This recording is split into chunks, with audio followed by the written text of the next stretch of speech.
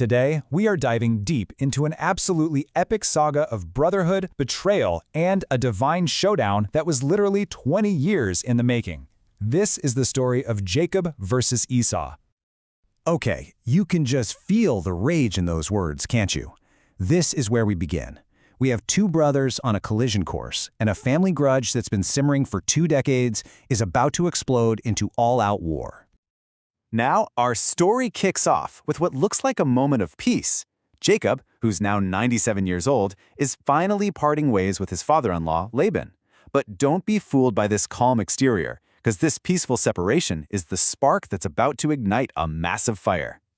So Laban, feeling like he's been outplayed, doesn't just let it go. He sends his own son, Betchor, and an elder named Abit-Sharoth on a secret mission, and their goal isn't reconciliation. No, their job is to deliver a message absolutely dripping with poison to Jacob's estranged brother, Esau. So what did this message say? Well, Laban pulls no punches. He paints this picture of Jacob as a dishonorable thief who came with nothing, got rich off of him, and then stole his daughters like they were captives of war. I mean, this is weaponized gossip, pure and simple, and it is perfectly designed to pour gasoline on the fire of Esau's old hatred. And just like that, the fuse is lit. Laban's words land exactly as intended. That old wound, the stolen birthright from 20 years ago, is torn right open, and Esau's quiet anger explodes into a focused, burning rage. Esau's reaction is immediate, and it is overwhelming. He doesn't just get mad, he mobilizes. He gathers a force of 400 men.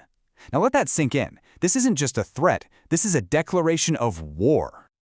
And make no mistake, this isn't some disorganized mob. As you can see, this is a structured army. He's got his own son, Eliphaz, commanding his personal guard, with allied clans making up the bulk of the force. This is a legitimate military operation with a clear chain of command, all marching for vengeance.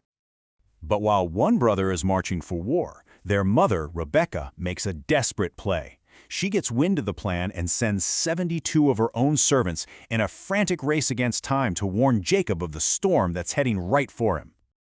So when Jacob gets this terrifying news, he does something interesting. He names the place Mahanaim, which means 2 camps.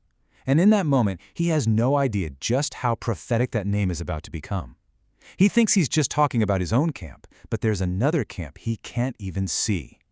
So Jacob is, absolutely terrified. And who could blame him? His first instinct is a classic strategic move born of pure fear. Split everyone up into 2 groups. The hope is that if Esau attacks one, maybe the other can get away. After that, all he can do is pray. Seriously, think about it. He's outmanned, he's outmaneuvered, and he's totally exposed. On paper, this is a hopeless situation.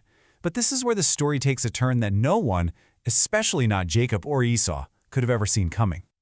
As Esau and his 400 men charge forward, ready for blood, they're stopped dead in their tracks. Their path is blocked. And what they see is not Jacob's camp, but what looks like 4 battalions of warriors, a terrifying, luminous army that seems to number 2,000 strong. This isn't a battle of swords and spears. This is a complete spiritual shutdown. Imagine it. Esau, this powerful warrior, is literally knocked off his horse by just the presence of these beings. Then a voice thunders out, proclaiming they serve Jacob. And this happens 4 times, systematically dismantling Esau's rage and replacing it with pure, overwhelming awe and fear.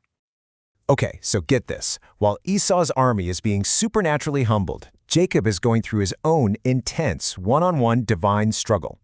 See, this fight isn't about survival for Jacob, it's about a blessing.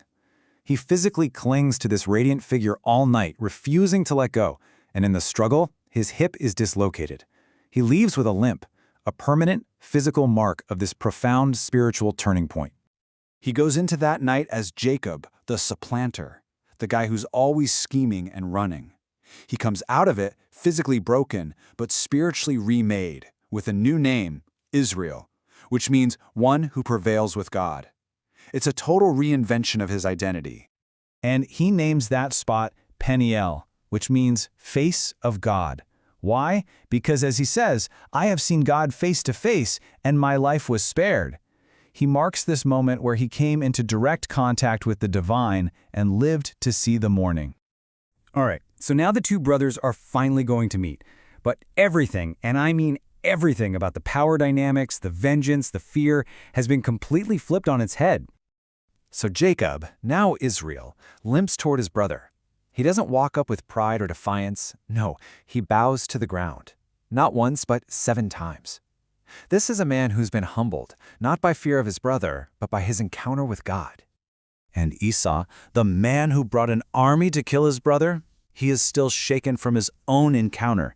He sees Jacob coming and he doesn't draw his sword. He runs, but he runs to embrace him. The violence that seemed inevitable just melts away into this powerful, tearful reconciliation.